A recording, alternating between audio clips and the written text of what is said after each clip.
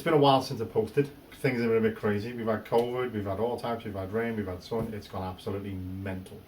I thought I'd do a year-on review of the Nexx X-Vilitur helmet that I've got. I purchased this, I think it was April 2019. I've used it as my sole helmet for roles in blood biking, in all types of weathers, wind, rain, sleet, snow, everything you can imagine. And obviously use it as my helmet when I'm going out for rides out on my own bike as well. I just thought to go through a few little ideas and a few little things I found really good and the things I found not so good about the helmet. So we'll break it down and I'll go through it. While I'm at it, this is the intercom I've used. This is the Cardo Smart Pack. I found this because it was a cheaper alternative to the Pack 12 Bowl that I've been running for over like 4 years, I think it is now. And we bought these because of the DMC mesh, but we'll go through that at another point and I'll do a bit of review on this one because it's a nice little bit of kit. So, breaking it down. The helmet, how's it been? To be honest, overall really good helmet. Since owning it, in the year's time I've had it, I've changed a brand new front visor and a brand new pin lock. The reasons for that were, on the corner of this part here, just around about there, on the pin lock system, when it gets really wet outside and you're riding through horrendous rains and torrential weather, it just starts misting. And it started to span across from here and it went right across the lid, all the way up, and it came to about here. Didn't impair the front vision, but on the corner of your eye it was getting quite annoying and you couldn't really see much. So we thought we'll buy a new pin lock and at the same time we'll buy a new visor and see if that works. Now we've done the tightening adjustments and it didn't seem to help. We bought the brand new visor, brand new pin lock, still didn't seem to help. It must be just one of those issues or a design fault that happens. And when we look at it, as you look at the seals around, there seems to be a little bit of a lack of contact here. And no matter what we tried to tighten that back in, it never ever seemed to go 100% flush. Also, I must add, this is a Pinlock 70 max vision. What that means is you got 1 minute 10 seconds in any type of weather condition at a standstill and then it'll start misting. And then you're going to have to rely on all your venting systems to make sure that these things clear the visor the way it needs to do. And what I did find is, once I got up to speed again, it all cleared and it was fine and it was nice to ride with all day long. The other thing as well, since I've been in, on the brow visor, I'll just open this up for you. So here, perfect, never had any pressure points. The side of the cheek pad's great. As time went on, probably about 6 to 7 months into it, started feeling it just slowly getting looser and looser and looser. And as we carried on, what we started doing then was, we got inside the box, there's a fitting kit to make it a bit more trimmed in. I've put the rear kit, sorry, my apologies, yeah, the rear kit and the two sides of the cheek pads and one on the brow, and it just tightened the helmet right back down. Once again, I've had then no issues with the fit. It's felt really snug and like a brand new helmet again. Things I found really good, comfortable. I'd say about an average on the quiet. Looking at it as a Schubert C3 Pro, although like they're so tight fitting that your face is just squished and you can't feel or see anything. You hear your heartbeat through your eardrums. This doesn't do that. It's a nice fit and it fits under your chin quite nice, and you've got a good gap from the side of the face to where your microphone needs to be. Now, as you can see, I've got a boom mic fitted and there's way more than enough space for that boom mic to fit back and not cause you any concerns. In fact, you can actually move it up and down with your mouth while you're going along. And even with the vent open, calling people when I've been on motorways, when I've been on country lanes, they said, yeah, it sounds fine, it sounds nice and clear, and it works really well. So there's no interference between the breath guard and the microphone itself. The speakers, perfectly placed. You can adjust them, you can move them around, there's a lot of space. And when you wire the system in, you have all the internal cable routings inside of the back of the helmet, which is such a valid feature. Everything tidies away, a little hook to hold it here, a little one for the earpieces, and there's so much space. Once you get round to the back here, there's so much inner space down the sides that you can put everything through, and I'll go through that in a second. I found that as time's gone on, this front vent gets very, very flimsy. You're trying to push it back in and it doesn't go in, so if you listen, then you hear the click. It's not a major issue, don't get me wrong, you can come around it by just make sure you press your thumb or your finger dead center and hear that click. But until that point you don't, because it's a little bit weak, to be honest. And if I'm honest, I'd like Nexx to kind of like improve that system if they do another variation of this, which I know they brought out new graphics and colours. But yeah, that just seems a little bit off. So when you're riding, you just push. It could do with coming that a little bit further to make it more solid, which it does there. But when you're riding, you're not going to be doing this with your fingers. But it still vents well. Top vent, 2 positions, really good wing quality.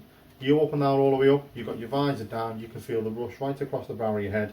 It's fantastic. Clears all the sweat from your head and your brow and stuff like this. That works exceptionally well. The sun visor system still works absolutely brilliant.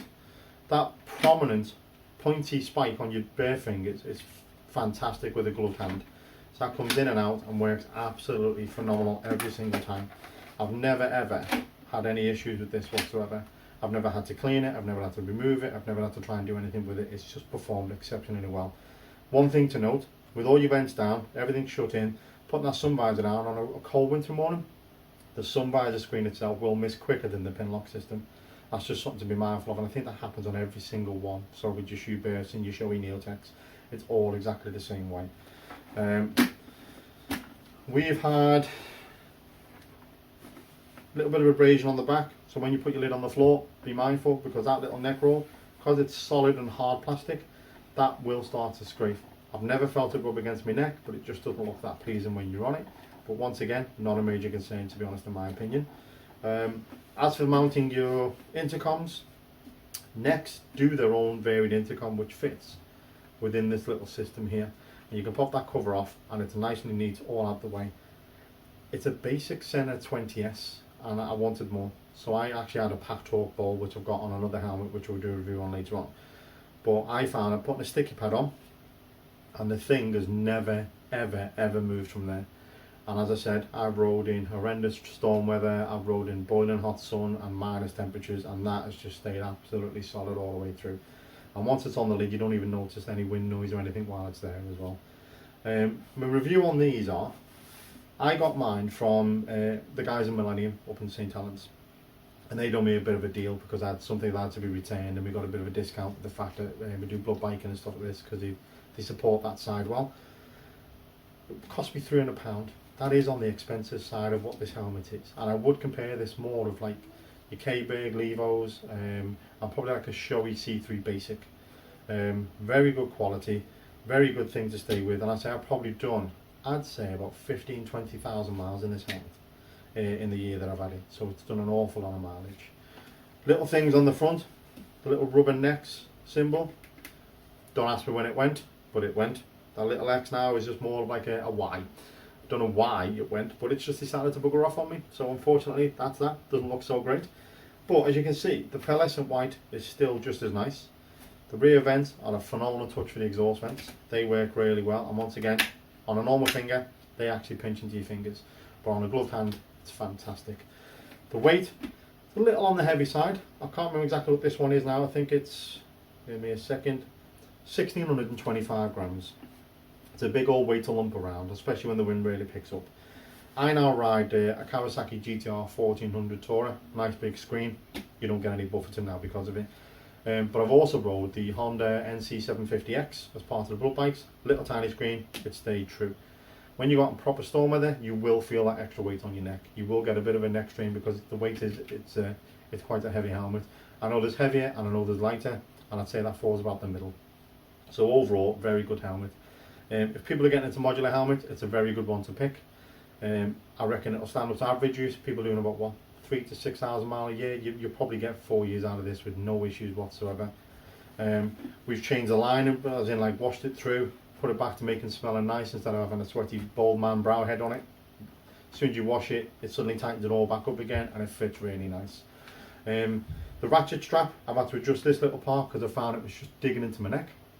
Just because the metal brackets do sit in, and when it's on, just sits in the side of your neck and interferes with your jacket. The little protecting cover here, that does have a tendency to end up sliding down like this, and when it does that, it exposes this little buckle, and that little buckle, as you can imagine, is not very good on the side of your neck. Hence, grow a thick beard, it softens it a little bit, but other than that, it's not that bad. Once again, just slide the thing back up, it will cover back over it and it will stay in place. Just be mindful when you're sliding it on and off your lid, on and off your head, sorry. What have we had start to wear and deteriorate on it? Let's open this up. Inside here, don't know whether you can see, there's these little elastic straps, and they fit, if I just take it from this, they fit around these. and there's one on the other side as well. Okay, so that is designed just to secure your chin straps in. Okay, on this side it's decided to just come apart. So once again, I think it's more of a wear and tear issue, but it's just decided to come off, and I could probably stitch it back on, but it hasn't caused me any concerns with it being there or not being there. It's made no difference to the way I wear my helmet. These pads, still very soft, still very comfortable, if I just turn that forward. Okay, and all this necklining is still fine.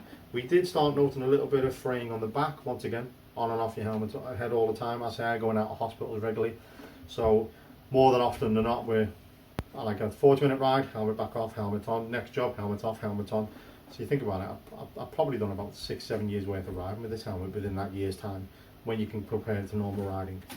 When we look inside, all the lining still pretty much looks brand new. Not that you can see much inside, but everything looks pretty much brand new. So what I will do is, if we unclip some of it to show you, so all this, even all the stock clips, everything else that you still have on there, still clips really, really tight and really, really well. So I'll just pull all this out for you while we're here. As you can see, they're still really, really tight in there. That one. Right. Give me 1 second. Right. So that's the neck roll out. And as you can see, a little bit of wear and tear on the back. Nothing anything major to worry about. The way it all sits in itself, with inside, we've got like a little tiny little bit of fraying from the cotton. Once again, nothing to be overly concerned over, just a little bit there as well. Trim that off, you'll be fine. And then the headline in itself,